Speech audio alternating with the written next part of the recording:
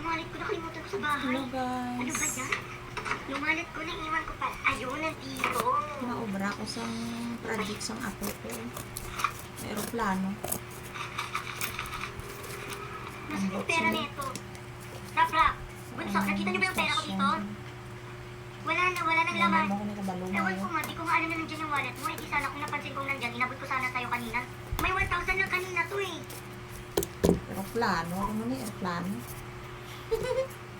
Mama, si Kuya ang kumuha. Nakita ko kanina habang naglalaro ako dito na kinuha niya yung wallet mo. Tapos mama, binigyan niya to sa akin, no? Kapalit na rin, hindi daw ako magsasalita pag nagtanong kayo sa amin. Tinuturoan niya ako magsinungaling, mama. Aeroplano.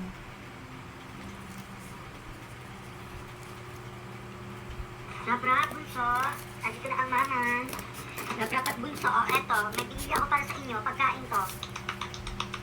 Eto na. Rap, tulog ba si bunso? Oo, ma. Actually, nakatulog na lang niya, may. Ano pa yung mga pinamili mo para sa amin na pagkain? Tingin na ako. Pwede ba ako mamili? Ay, hindi. Hintayin mo muna si bunso na magising para piliin na kung anong gusto niya dito kainin bago ikaw. Matuto kang mag-adjust ka nakakabata. Ano ba yan, mama? Si bunso lagi na una. Napakadala naman. Dapat yung sinabi ko mauna si Bunso na pipili kung ano yung gusto niyang kainin dito. Mag-CCR lang ako saglit.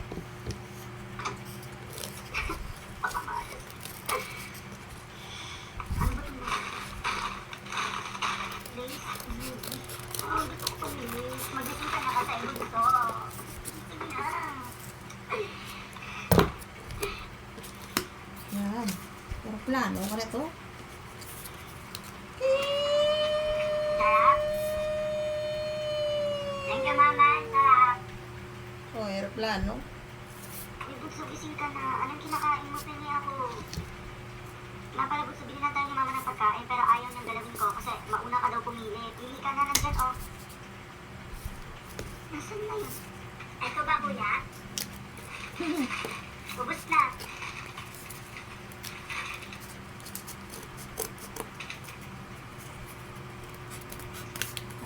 Bubok yung ulo. At yan. Ano sinabi mo sa akin, Deborah? Fake friend ka, Maricel. Deserve mo yan. Eh, ikaw nga, may narinig ka ba sa akin nung nalaman kong nilalandi mo yung jowa ko? Deserve mo yan. Kuya, nahubaran. Tapos yung isa naman, Hello, mga anak. Kamusta kayo? Andito na ang mama at magdalang cake. Hi, mama. Oo. Ano isa, tapos Oo, lang nasan yan. yung Ano cake sa na lang? Yung bago namin kapitbahay dyan sa tabi, yung nakaawit ko last week, nagsabutan kaya kami noon. Mabait pa na, hinintay ako, may video kasi ng anak niya. Hindi nag-take out na rin ako ng cake para sa atin. Alam ko na. Masarap to, Bunso. Wow! Lagyan mo na sa Mama, gusto ko yan, mama, gusto ko yan. Sa Pero mamaya yan, na ako, kwarto, papay na ako bawat. saglit, okay? Napagod si mama, kakamunan. Ito pala. Okay. Sige, ilin ko muna to Tapos magpapay lang ako ng 30 minutes. Kakainin na natin Kasi ito. puti na yung ano. Sura sa babaw.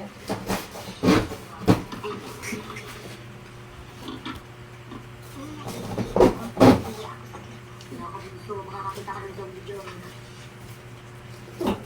Takot mo ako dyan, kuya. Hindi. Kasi matagal na akong nakakita ng zombie at hindi ko lang siya nakita. Nakakasama ko pa. Ha? Saan? Ikaw? Ba?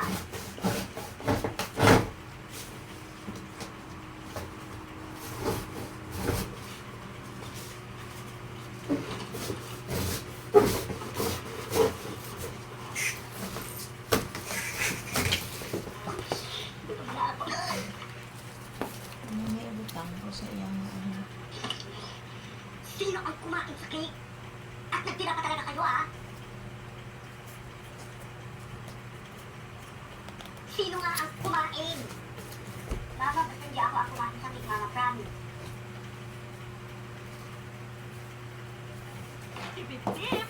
May murang pamamango ng damit. Dapat isa, dalawa. Mura nga. Gastos naman sa dami. Ang dami. Yaman yung tiip. Mabango na. May savings na pa. Dami. Effective. Alas 9.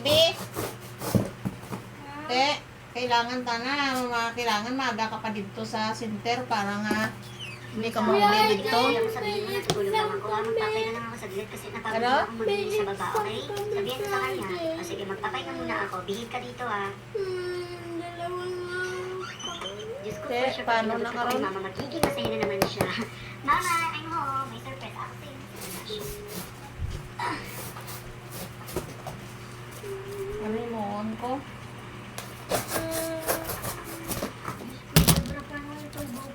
sabi ko kay mama pag nakita ka ng kalbo. Grabe naman kasi itong si Marisol eh. Okay lang yan, Deborah, bagay mo pa rin naman Bilogong kahit ko kalbo ni ka. butang Ikaw ka sa lang ito babaw Marisol, na. ako maghugot ka ng buhok. Ikaw kayo sa bunutan ko dyan. Tapos lagyan ko na sa kwarto-kwarto. Ibulog na oh. Wala si mama dito kuya. Nasa kwarto niya natutulog. Tulog. Yun, ganyan. Bilog na sa karon, mahumana sa karon.